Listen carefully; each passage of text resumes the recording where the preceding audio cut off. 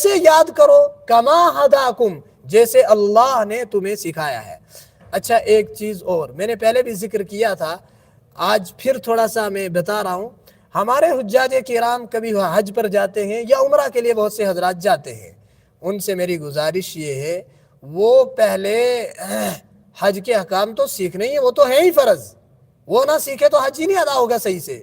اسی طرح عمرہ کے ارکان وہ تو سیکھنے ہی ہیں، اس کے ساتھ ساتھ اسلامی تاریخ کو پڑھ کر جائیے گا۔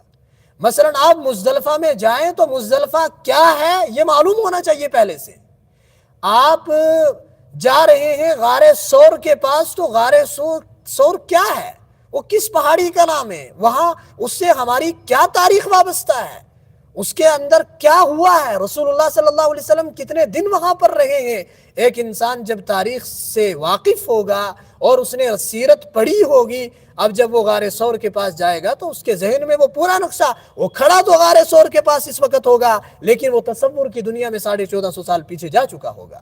وہ سمجھ رہا ہوگا ادھر رسول اللہ صلی اللہ علیہ وسلم کا قیام رہا ہے، اللہ کے نبی 3 دن تک اس پہاڑی کے اندر رہے ہیں۔ اسی طرح وہ غار ہرا کے پاس جائے گا تو اس کے ذہن میں وہ سارا نقشہ آئے گا، اللہ کے نبی یہاں کیسے رہتے تھے، کیسے قیام کرتے تھے، پھر جبریل امین کیسے آئے تھے اور کیا کہا تھا آ کر، اس کے ذہن میں وہ سارا کا سارا نقشہ چلا آئے گا۔ اسی طرح جب وہ بدر میں جائے گا تو اس کے ذہن میں پورا ہوگا بدر کیا ہے، بدر کا واقعہ کیا تھا، یہاں کتنے لوگ آئے تھے، کیسے آئے تھے، ہوا کیا تھا۔ وہ احد میں جائے گا، اس کے ذہن میں پہلے سے ہے، اس نے پڑھ رکھا ہے کہ احد میں کیا ہوا تھا، تو وہ اس پوری تاریخ کے ساتھ ان مقامات کو دیکھے گا تو وہ بہت سارا کچھ سیکھ کر آئے گا، اور بہت ساری تاریخیں اور بہت ساری یادیں وابستہ رہیں گی اس کی ان مقامات کے ساتھ۔ لیکن ایک بندے نے پڑھا ہی نہیں ہے تو وہ جاتا ہے اور جا کر دیکھ کر سیر و تفریح کر کے چلا آتا ہے، دیکھتا ہے غار ہرا ہے، ٹھیک ہے، ایک پہاڑی ہے، ایسی ہے ویسی ہے، اتر کر چلا آیا، اس کو پتہ ہی نہیں ہے اس سے ہماری کیا تاریخ وابستہ رہی ہے۔